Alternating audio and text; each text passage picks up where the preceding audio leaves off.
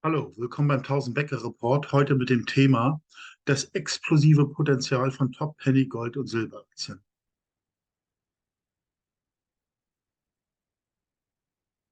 Disclaimer.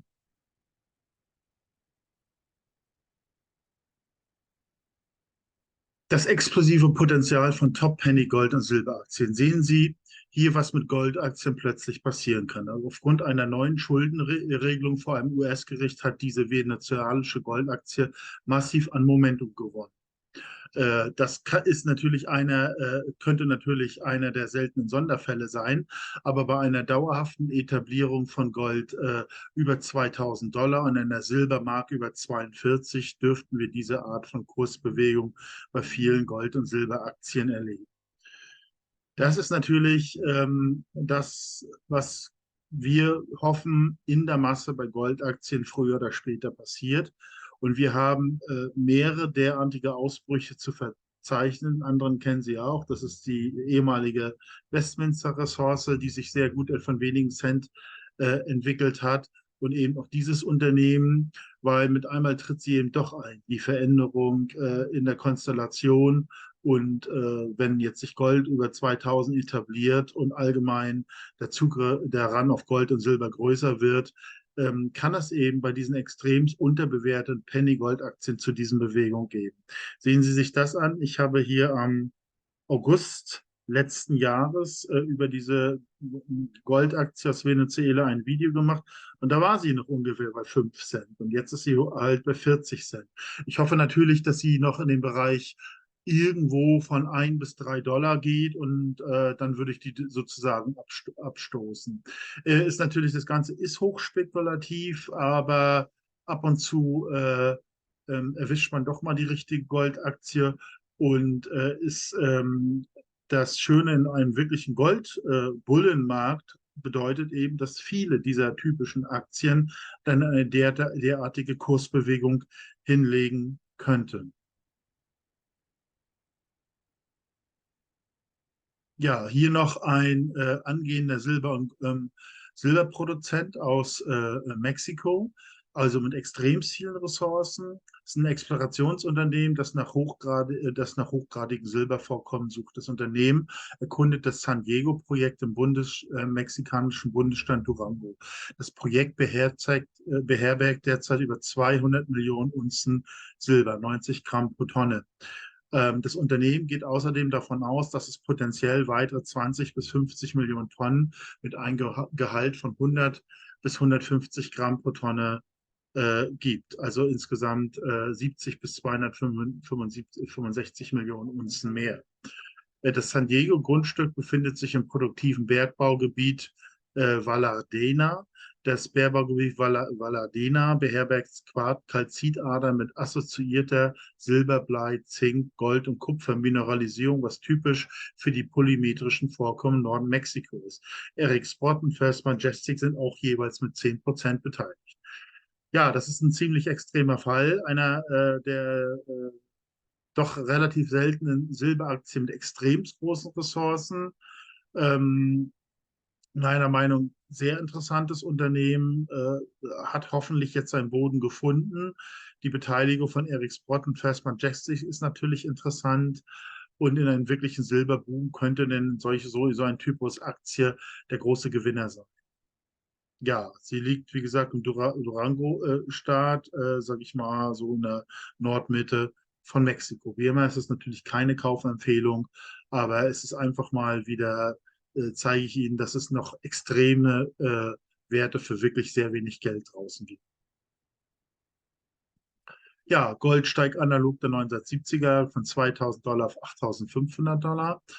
Ähm, Es ist einfach so, dass die aktuelle Verhalten ähnlich mit den Charts der 1970er Jahre entspricht. Also wir meinen diese Situation, wo Gold von 200 $ innerhalb von einem guten Jahr, also 1979, auf 850 $ gestiegen, sich vervierfacht hat, muss man sich mal vorstellen. Erst nachdem es, sage ich mal, eine heftige Korrektur gegeben, damit auch möglichst wenig Leute an diesem, sage ich mal, Fahrstuhlanstieg mit bei sind, besonders eben auch nicht dabei sein sollten an diese extreme Goldaktienmania. Und das ist, sage ich mal, sozusagen, was wir immer im Hinterkopf haben, wenn wir an die Performance in Goldaktien denken. Wir hoffen natürlich auf eine ähnliche Entwicklung. Nicht, dass ich jetzt sage, das steigt jetzt auf 8.500 $, das kann ich mir auch nicht so richtig vorstellen. Aber ausgeschlossen ist es natürlich nicht. Damals konnte sich das sicherlich auch keiner vorstellen. Das muss man sich immer bewusst machen. Aber wenn man, sage ich mal, namhafte Statisten verfolgt, die sagen irgendwo alle, Gold 2200 bis 2800 sollte es in den nächsten 5 bis 8 Monaten erreicht werden. Und das reicht eben da schon aus, weil eben die Goldaktien im Vergleich zu damals extremst unterbewertet sind, meines Erachtens viel, viel, viel tiefer liegen als damals.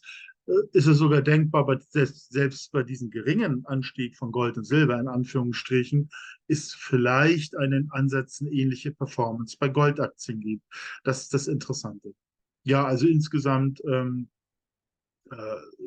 müsste Gold, könnte vielleicht noch ein bisschen korrigieren, Silber wahrscheinlich eher nicht. Das ist, sage ich mal, äh, da ist eigentlich ein sehr guter Boden eigentlich erreicht und die Nachfrage ist extrem, der Ausfluss aus der COMEX. Also da müsste schon die Welt zusammenbrechen, wenn Silber zum Beispiel auf 16 $, wie das manche andere Analysten hier auf YouTube auch sagen, fallen sollte. Also da müsste man meines Erachtens Insiderkenntnisse haben von einem völligen Zusammenbruch der Märkte. Da kann man vielleicht dann für kurze Zeit sowas noch äh, ähm, erreichen, aber auch nur für ganz kurze Zeit. Ganz ähnlich wie auch in der Corona-Krise, in der Finanzkrise etc.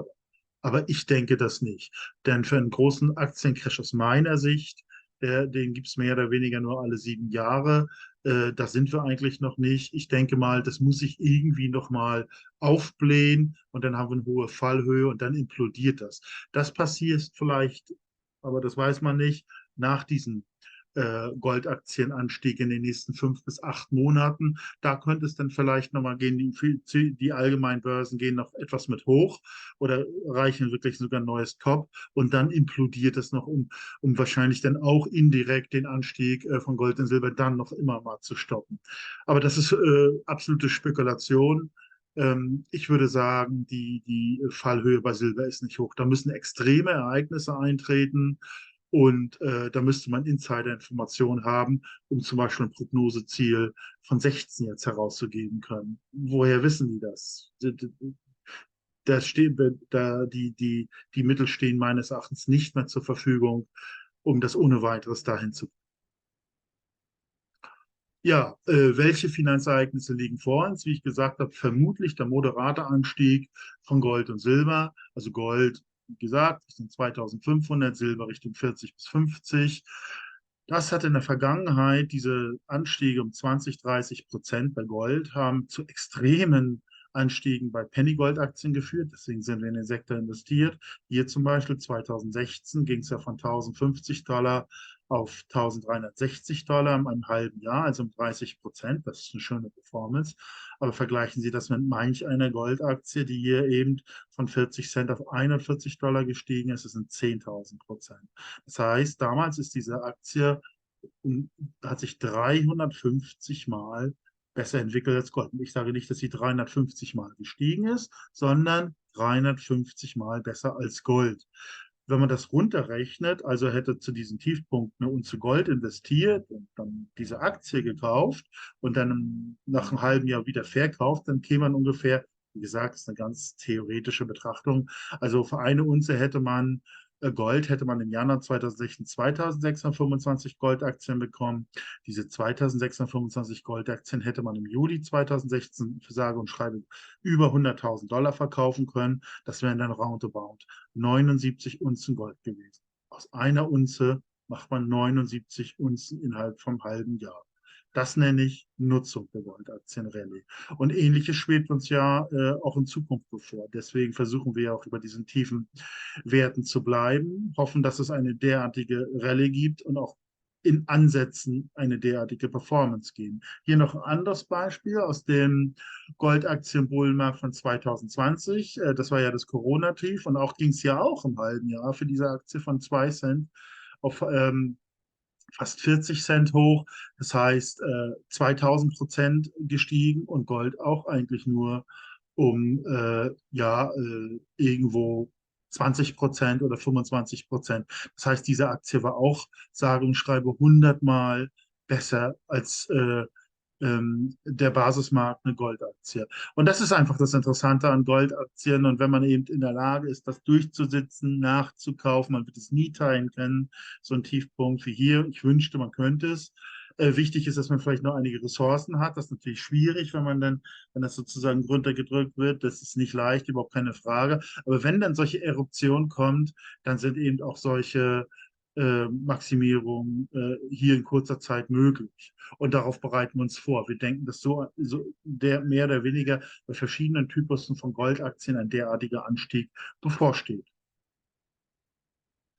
Ja, immer noch eine extreme Unterbewertung bei Goldaktien, ganz grundsätzlich. Hier ist einfach mal Goldaktien-Gold-Relation gesetzt und Sie sehen seit 1996 im Bärenmarkt mit ein paar Bärenmarkt-Rallyes. Jetzt hat es eigentlich den Boden erfunden. Jetzt erwarten die Statisten eigentlich ein fast noch nie dagewesene Zurückschnappen zum Medium, möglicherweise drüber hinaus. Das spricht einfach für die größte Goldaktien-Rallye. Gleichzeitig sind die sogenannten Junior- und Exploitationsaktien im Verhältnis zu den Senior-Aktien extremst unterbewertet und dieses Gap könnte geschlossen werden. Also immer wenn dieses Gap groß war es ein guter Zeitpunkt, Goldaktien zu kaufen, so wie jetzt, so wie 2009, wie Anfang der 2000er Jahre. Und es war jedes Mal eine gute Idee, wenn diese Junior-Aktien sich mit den Senior-Aktien hier getroffen haben, zu verkaufen, mehr oder weniger. Eben 2011 zum Beispiel und eben jetzt vermutlich auch. Aber das ist ein derartig großes Gap. Auch das spricht wiederum für die größte Goldaktienrallye aller Zeiten. Ja, wie hätte man 1970 Goldaktienbullenmarkt optimal gespielt? Ja, man hätte den damals optimal gespielt, so wie wir es jetzt versuchen. Wir kaufen interessante Aktien mit großen Ressourcen. Wir beobachten die genau. Wir kaufen Performer, die sich weiterhin gut entwickeln, nach, aber nicht unendlich nach, weil das Risiko eben hoch ist. Wir verteilen das auf mehrere Aktien. Wir warten einfach ab, bis es eben zur von mir der beschriebenen Eruption irgendwann kommt. Also Gold zum Beispiel um 35% jetzt hoffentlich steigt und Silber sich ja fast verdoppelt jetzt. Das ist dann so eine Situation. Dann haben wir diese großen Anstiege. Damals war das eben Faktor 100 war nicht selten. Und dann werden einige dieser Aktieninvestment Faktor 100 gestiegen. Und da wäre es eben damals, so aus heutiger Sicht im Rückblick, am besten gewesen, diese Gewinne dann zu realisieren und einfach traditionell investieren in Top-Aktien, Top-Fonds, vielleicht auch Immobilien. Und hätte man eben das gemacht mit Berkshire Hathaway, dann hätte man also aus $50 für 100-fach mit Goldaktien und der Berkshire Hathaway hätte dann bis 1999 1 Million Dollar gebracht. Und das eigentlich nur mit 2 Transaktionen an der Börse. Das finde ich absolut interessant, weil Sie wissen ja, die ganzen Börsenaktivitäten, die stehen für Stress und Verluste und hin und her. Also Sie kennen ja den Spruch, hin und her macht Taschen leer. Äh, und das ist so elegant. Ähm, dass man da diesen Stress dann gar nicht hat. Und ich finde, so muss eigentlich richtiges Investieren aussehen. Ja, Agnes 2, Agnes 3, das ist dann, die Goldaktien dürfen ab irgendeinem Punkt rasend schnell, so wie ich das ja auch mit dieser eine Aktie aus Venezuela Ihnen das aufgezeigt, rasend schnell hochgehen, eben weil Gold auf 2,3, 2,4, 2,5 geht. Da braucht man natürlich ein Konzept, was macht man? Ich meine, die Situation ist nicht wie 1980, wo man vielleicht, oder vermutlich nicht wie 1980, wo man dann einfach dann zum Beispiel an andere Standardaktien, sonst was am Höhepunkt dieses Goldaktien-Rallye gehen kann, weil das alles, sage ich mal, ein bisschen unklar ist, wie ist es mit dem Bankensystem und so weiter und so weiter. Ist es eben ratsam, dafür mehr Gold und Silber zu kaufen, die beiseite zu legen und sich die Lage ein bisschen anzugucken, ob irgendein Punkt dann reinvestieren. In jedem Fall kommt sowas wie ein ökonomisches Tief auf uns zu. Das 1980 hatten wir das. Das war eine Höhe, also wenn alle Energie, alle Investoren waren Gold. Damals waren das 26% der weltweiten Anleger waren in Gold. Heute sind es 0,5. Es sind auch nur die Zahlen, die ich aus dem Internet kenne. Die spreche ich halt nach. Das können Sie auch nochmal verifizieren, ob das noch immer so ist. Vermutlich ist vielleicht ist jetzt schon bei 1, who knows. Jedenfalls, damals konnte man dann für eine Unze Gold ein Dow kriegen. Heute muss man ungefähr noch 17 Unzen hinlegen. Und das ist ein günstiger Zeitpunkt, die Assetklasse zu wechseln. Damals, 1980. Und heute glauben ja, wie Sie das sehen, viele Statisten, dass die Kaufkraft von Gold noch höher wird. Das heißt natürlich, dass die Wirtschaft noch mehr kaputt geht. Das ist ziemlich desaströs, aber der Vorteil von dieser Situation ist, dass wir die Assets noch günstiger kriegen. Wir kriegen eben ein Haus möglicherweise nicht nur wie für 500 Unzen Silber 1980, sondern vielleicht für ungefähr die Hälfte. Das muss man sich bewusst machen. Das ist dann der Vorteil von dieser an sich schlechten Situation. Und man kriegt eben auch für eine Unze wesentlich mehr Aktien von den Aktien, die dann übrig geblieben sind. Ich meine, das ist dann wirklich abzuwarten, wie viel in einer solcher ökonomischen Implosion dann übrig bleibt von den Aktien. Vermutlich nicht viel, aber die, die übrig bleiben und gut sind, und es dürfte dann ja auch langsam zunehmend zu einer neuen Innovationswelle stoßen, neue Firmengründung. Sehen Sie, 1980 war das so. Da kam ja dann die sogenannte IT-Welle und hat dann auch, also führte dann zur Gründung von Oracle, Microsoft, Apple und das Ganze. Und das hat natürlich auch, die haben natürlich auch riesen Performance gestiegen. Natürlich kann man nicht diese Aktien richtig identifizieren. Auch da müsste man vielleicht mit Fonds gehen oder einer guten Selektion, um vielleicht dann auch einigen Megatrends sozusagen mit dabei sein. Aber ich würde das auf alle Fälle mischen. Vielleicht, wie gesagt, sehr günstige Einkommen generierende Immobilien möglicherweise, gute Aktienfonds, gute Aktien und einige Zukunftsaktien, so dieser Art. Fazit, Multiplikation der Gewinne aus den Ereignissen, das ist eigentlich die Lösung, weil die ganze gegenwärtige Situation eigentlich eher von Verzerrung betroffen sind, von dieser riesigen Schuldenbasis. Es ist ganz klar, dass diese riesigen Schulden irgendwie implodieren. Und wenn diese Schulden fällig werden, fehlt ja das sozusagen als Nachfrage. Das heißt, wenn es keine Nachfrage gibt, gibt es natürlich eine Implosion von den jetzigen Unternehmungen. Also die können nichts generieren. Das heißt, gegenüber Gold fallen Standardaktien vielleicht um das 95%, wenn sie überhaupt überleben, genauso mit Immobilien. Ähm, so, das heißt, Gold und eben auch Silber sind das Investment der Stunde und man sollte eben so viel wie möglich in dieser Situation davon generieren. Und deswegen, da mache ich dann wieder den Rückschluss zu den von mir bezeigten Beobachtung der Goldaktien, Bullenmärkte. Das sind dann, die Goldaktien waren dann sehr gute Vehicles oder sind sehr gute Vehicles, um dann zum Beispiel mehr Gold und Silber zu generieren. Und das ist damit gemeint. Also Sie investieren $200 in eine Goldaktie mit etwas Glück in diesem Markt. Goldaktienmarkt geht es um das 25-fache für die rauf. Und diese Gewinne kann man zum Beispiel mehr Gold und Silber weisen, wo wir wissen, das ist noch nicht der Höchstwert und Maximalwert. Der ist dann bei 8.000 oder 300 für Silber. Deswegen die 4. So, aber wenn der erreicht ist, dieser Extremwert, das ist ein ökonomischer Tiefpunkt, da kann Gold und Silber nicht mehr in Kaufkraft zulegen. Da kann das dann sehr schnell implodieren. Das muss man sich bewusst sein. Und deswegen ist es so wichtig, dann auf Zukunftstrends setzen, Standardaktien, das klassische Investieren. Die sind dann aber so billig, beziehungsweise Gold und Silber hat eine derartige Kaufkraft gegenüber diesen Assets erreicht, dass es dann möglich ist, dass in der Erholungsphase diese Standardaktien etc. Fonds durchaus um das 50-fache vermutlich wieder steigen dürfen. Und dann kommt man, wenn man das dann sozusagen multipliziert, kommt man aus jedem $200 langfristig auf 1 Million Kaufkraft. Das ist meiner Meinung nach eine Option und Vermögen ohne viel Action aufzuarbeiten, zu generieren. Und man muss sich ja auch bewusst machen, dass natürlich klar, das ist, sage ich mal, mit der Goldaktie oder mit dem Fonds oder Aktie nicht funktioniert oder nur teilweise funktioniert.